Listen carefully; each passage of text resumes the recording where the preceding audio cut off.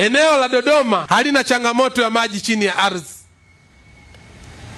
Mimi ni mkazi wa Dodoma. Katibu mkuu ni mkazi wa Dodoma. Naibu waziri ni mkazi wa Dodoma. Tuna jukumu la kuhakikisha wana Dodoma wanapata maji safi na salama. Tubane popote, tufanye chochote kuhakikisha maeneo haya ya pembezoni kuhakikisha yanapata huduma ya maji safi na salama. Mahitaji ya maji katika jiji la Dodoma ilikuwa lita 103. Uzalishaji wa maji ulikuwa lita milioni 68. Kwa hiyo tukawa na upungufu, na upungufu huu unatokana kwa sababu ya ongezeko la watu.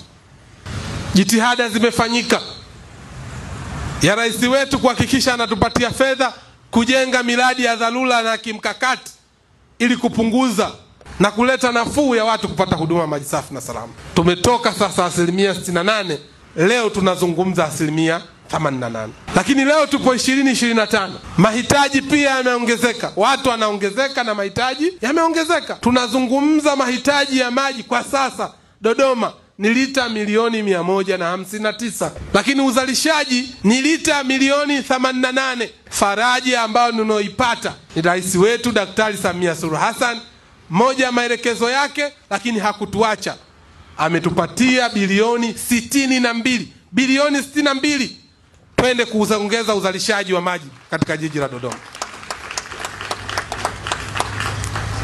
Bilioni 62 hizo ni kwa ajili ya mradi wa maji wa Nzuguni awamu ya pili. Bilioni 62 hizo ni kwa ajili ya uchimbaji wa visima 25 katika maeneo mbalimbali yenye changamoto ya maji, maeneo ya Zuzu, maeneo ya Kisasa. Lakini utekelezaji wa mradi wa maji ya awamu ya pili eneo la Nala na awamu ya 3.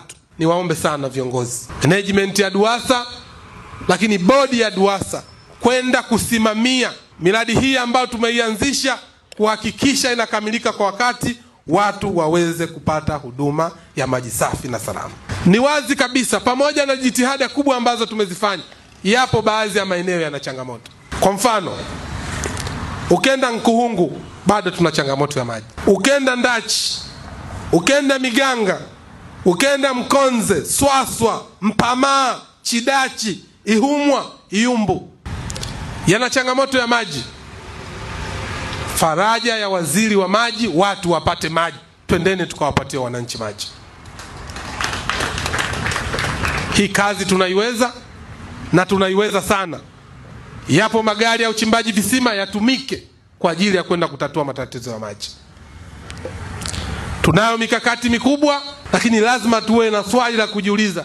Tuna ujenzi wa bwawa la Falkwa. Tuna malengo ya kuyatoa maji ya Ziwa Victoria kuyaleta katika jiji la Dodoma. Hapa kipindi hichi watu wanaishije? Hilo ndio swali la kujiuliza. Kipindi hichi watu wanaishije? Kurugenzi pamoja na timu yako lazima tulijadili kwa pamoja. Sisi viongozi wenu tupo tayari kuwasaidia kuhakikisha